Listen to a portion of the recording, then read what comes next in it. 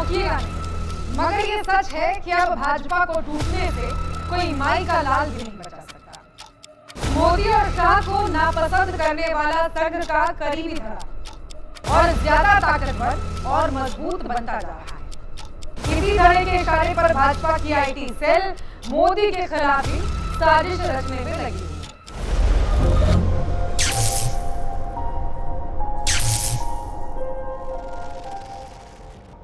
भाजपा के कई गुटों में बंटने की खबर पर यदि आपको यकीन नहीं होता है तो आप प्रधानमंत्री की ये तस्वीर देख लीजिए। देखिए, फ्रांस से लौटने के बाद मोदी जी कैसे अलग थलग और अकेले नजर आ रहे हैं। मोदी को लगा था कि उन्हें रिसीव करने कई मंत्री आएंगे, मगर मंत्री तो छोड़ दीजिए, उनका स्वागत करने भाजपा का एक संतरी तक नहीं पहुंचा। दरअसल प्रधानमंत्री को लगा था कि फ्रांस में फोटो खिंचवाकर वो माहौल बना लेंगे, लेकिन उनके विरोधी धड़े और आईटी सेल को ये कहां मंजूर था।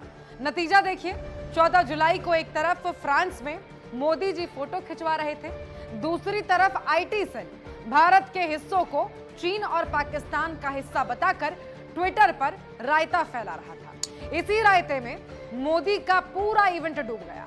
तारीफ तो छोड़ दीजिए, पूरे देश में प्रधानमंत्री और सरकार की खूब थू-थू होने लगी। आईटी सेल के कुकर्मों का हो हल्ला जब फ्रांस में मौजूद मोदी के कानों तक पहुंचा तो मोदी वहीं बैठे बैठे दांत पीसने लगे। अपने सहयोगी से अमित शाह को फोन मिलवाया, फोन 2 बार नहीं उठा।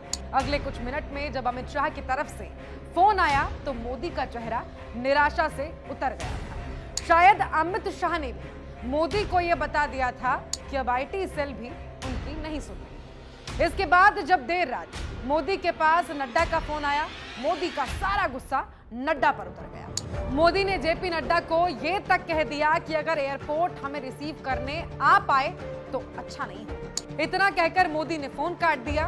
अंदरूनी सूत्रों की माने तो जिस दिन ये वाकया हुआ उस रात दोनों काफी चिंतित थे। आमतौर पर मोदी शाह को चाय के साथ 6,200 रुपए की कीमत वाला खास किस्म का विदेशी बिस्किट खाना नहीं भूलते, मगर उस दिन उन्होंने कुछ भी खाया पिया नहीं। जब मोदी विदेश घूमकर लौटे तो उन्हें रिसीव करने कोई भाजपा नेता नहीं गया। ऐसा 9 सालों में पहली बार हुआ है। आप खुद सोचिए, नाखून काटकर शहीद बनने की नौटंकी करने वाली भाजपा ऐसे मौकों को कभी छोड़ती है क्या? नहीं, भाजपा ऐसे किसी भी चीज को इवेंट बना देती है, मगर इस बार इवेंट तो छोड़िए, भाजपा के ट्विटर हैंडल पर ट्वीट तक नहीं किया गया। अंदरूनी सूत्र के मुताबिक कुछ दिन पहले जब 56 इंच वाले नरेंद्र मोदी को भाजपा आईटी सेल ने जुआरी बनाकर पेश किया था, उनके पीछे भी मोदी विरोधी यही धड़ा था। आपने खुद देखा होगा कि मोदी को सड़क छाप जुआरी बनाए जाने का किसी ने विरोध तक नहीं किया।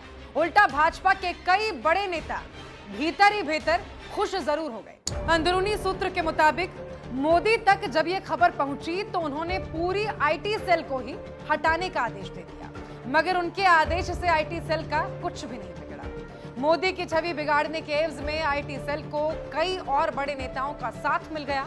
इसी तरह आईटी सेल आए दिन प्रधानमंत्री के किए कराए पर पानी फेर रहा है। आलम यह है कि झूठ फैलाने के लिए कुख्यात आईटी सेल, जो कभी मोदी की ताकत हुआ करती थी, बीते कुछ महीनों में मोदी के कमजोर नब्ज को दबा रही। जो कभी मोदी के लिए प्रचार और प्रोपोगेंडा करती थी, वो अब मोदी के विरोध में खुलकर खेल रही है। अंदरूनी सूत्र के मुताबिक मोदी के खिलाफ ये धड़ा पिछले साल नवंबर से ही काफी सक्रिय मोड में नजर आ रहा है। सूत्र तो यहां तक कहते हैं कि मोदी को हटाने का ये खाका संघ के इशारे पर मध्य प्रदेश के कैबिनेट मंत्री के घर रचा गया, जहां मोदी विरोधी नेताओं, मंत्रियों और संघ प्रचारकों का जमघट एक वैवाहिक वर्षगांठ के मौके पर इकट्ठा हुआ था। सूत्र की माने तो भाजपा के अध्यक्ष जेपी नड्डा खुद इसी मोदी विरोधी गुट में शामिल हो चुके हैं। आप अंदाजा लगाकर बताइए कि ये धड़ा कौन है, मोदी विरोधी इस धड़ा का मास्टरमाइंड कौन है। और हाँ, अगर आपको संघ भाजपा के रिश्तों में खटास समझ में नहीं आ रही तो हमारा पहला वीडियो जरूर जाके देखिए, लिंक डिस्क्रिप्शन में मिल जाएगा।